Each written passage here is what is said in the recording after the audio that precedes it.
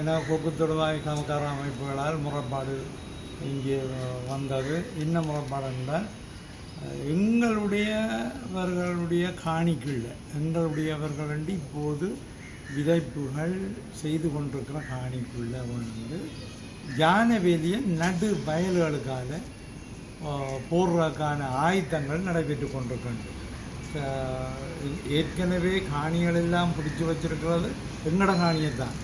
அதுக்குள்ள தற்போது எங்களோட விவசாயிகள் விவசாயம் செய்கிற காணிகளுக்குள்ளேயே கொண்டு வந்து நடுவால் காணிக்குள்ள ஜானவேலி போடுறேன்டா அது என்ன டேட்டு போடுறோம், அது ஒரு எல்லைகளில் போடணும். எல்லைகளில் போட்டு அல்லது காட்டு பகுதிகள் அதுகளை நெருக்கி போடணும், அல்ல பொருத்தமான இடத்துல போடணும். கமக்கார அமைப்புகளுக்கும் தெரியாது, இங்கே மாவட்ட செயலாளருக்கும் தெரியாமல் இந்த வேலைகள் நடக்குது.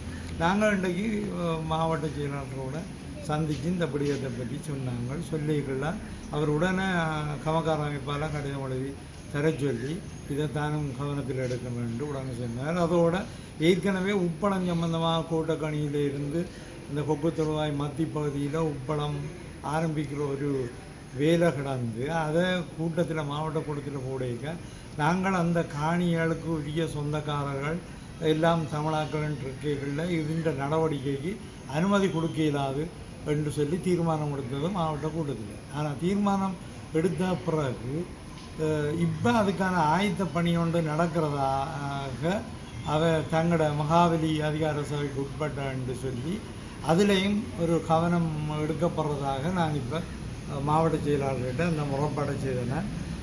ஏனென்றால் அந்த கவனம் வந்து அவர்கள் எடுக்கிறதுக்கு இங்கே ஏற்கனவே தடை போட்டிருக்கு, முல்லைத்தீவு மாவட்ட கூட்டத்தில் தடை போட்டிருக்கு. அதனால் இதில் கவனம் முடங்கன்னு சொல்லி அந்த தெளிவுபடுத்தல்களை அரசாங்க அதிபருக்கு வழங்கியிருந்தேன்.